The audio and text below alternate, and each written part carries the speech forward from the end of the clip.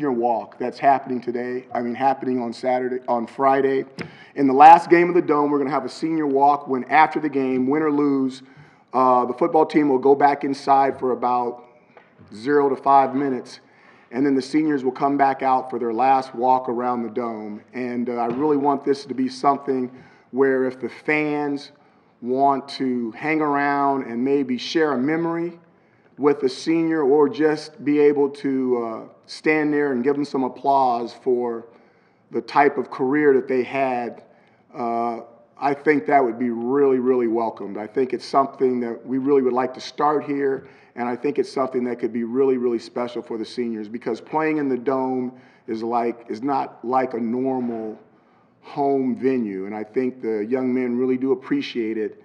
And I think the fans, by showing their appreciation, we could really start a link that's really special, something that can be talked about for years to come. So if you guys could hang around and they'll go in the locker room, they're going to come back out in about less than 5 minutes. They'll come back out, and you guys can show them their appreciation for any one of those seniors that are on our football team. So I'll just close with that and then open it up to questions. Coach, a few years back, you talked about your football team having a click, and all of a sudden things start running smoothly. You weren't quite sure what it is, but all of a sudden things start to run smoothly and things go well for your football team. Do you think now in year 3 you've hit that mark? I think we're if this was a wave, okay, I wouldn't say that we're on top of it, but we're catching it.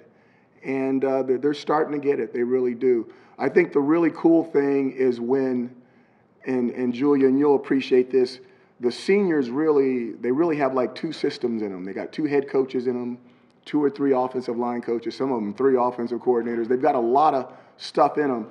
And when it really starts to click offensively and defensively is when you really can't remember the old stuff, when you only have your stuff. And when it comes to that point, I think it really starts to come together. I wouldn't say that we're on the top of that wave, but I think we're definitely catching it.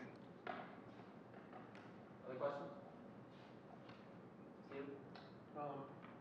kind of curious what you think about, I don't know if break's the right word, but kind of how the season's played out for you guys, schedule-wise and injury-wise.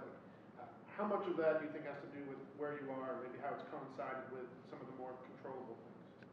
You got to be a little bit more specific. Sure. So I guess it seems like some of the less controllable things have gone your way this year, injury-wise and schedule-wise. You caught Florida State on a down year, UConn. They caught us on a down year the 2 years before that. Florida State hasn't had a lot of down years lately. I'm curious, how does that contribute? How does that play into what you're trying to build, the opportunity maybe? I don't think it's so much of being lucky. I think first of all, I took a lot of planning into trying my best to make sure this team came to November healthy. We did not do things exactly the same. That's the definition of insanity. We changed up a lot of stuff. Spring ball, fall, and a lot of things that we do during the week that are totally different. And I think I wasn't sure that those things were going to help us. I just know that we did it a certain way 2 years before and it didn't work. So it didn't make any sense to me to keep doing the exact same thing. That's not my nature. And now we're here and we're in a situation where it seems like we're healthier. We're still 1 or 2, 3 injuries away from being exactly where we were in 2017 and 2016. But we're trying desperately to try to rotate and do things from a physical and a game standpoint that give different units an opportunity to rest their bodies, so we have an opportunity for everybody to come through this thing clean and not overuse one specific unit 2 or 3 games in a row where we may not be able to recover from that use. So, take that for what it is. Have you seen fewer practice injuries? I can't hear you. Sorry, have you seen fewer practice injuries? You guys are doing walkthrough-based stuff? Yeah, we really haven't had many practice injuries. Really, I can't think of one. We had a concussion in one of our practices in one situation, but that was just a happening. The guy fell and he kind of fell wrong, and everything seemed to tie him up right for him to get one of those. But outside of that, I think we've been pretty clean.